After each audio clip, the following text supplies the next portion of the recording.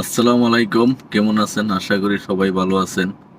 আজকে আমরা সকাল থেকে কোনো জায়গায় বাড়িতে পারছি না। আজকে আমরা বৈকালে কয়টা বাজে, 5টা সাড়ে 4টার দিকে বাড়িছি আর কি। সকাল থেকে এই মেঘ এই জায়গায়, মেঘের লিগে আজকে সকাল থেকে আমরা বাড়িতে পারছি না। তো যার এখন বাড়িলাম, আর আমরা এক জায়গায় যাইতাছি। ভাবলাম যে যাওয়ার সঙ্গে একটা কি আপনাদেরকে একটা ইনফরমেশন দিই। অনেক ভাই আমাকে কমেন্ট করে জিগাই যে তারা নাকি দুবাই আসতে চায়। দুবাই আসার কি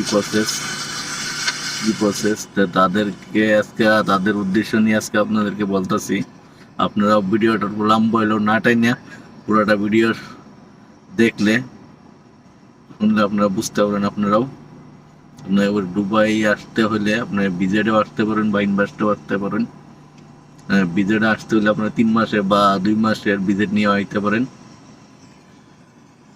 3 মাসের ভিজিট লইলে বর্তমানে আপনার দেখা গেছে 700 থেকে 800 দুবাইয়ের দেরাম খরচ হইব। ইন্ডিয়ার হিসাব করলে প্রায়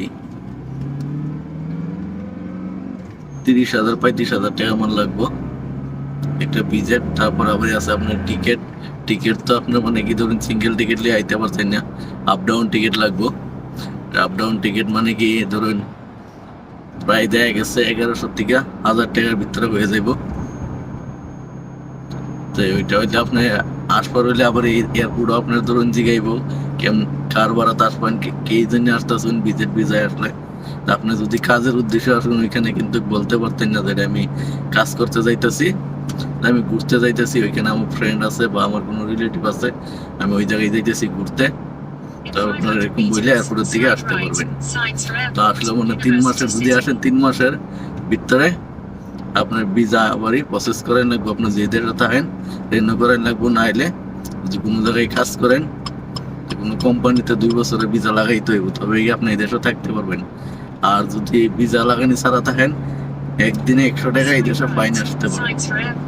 এটা চিন্তা করুন যে আর আসলে কি এই জায়গায় আসলে হলে যে কিনা একটা হাতের কাজ শিক্ষা থাকলে ভালো, যে কিনা একটা হাতের কাজ জানা থাকলে আসবেন, কোনো কাজের সমস্যা হইব না।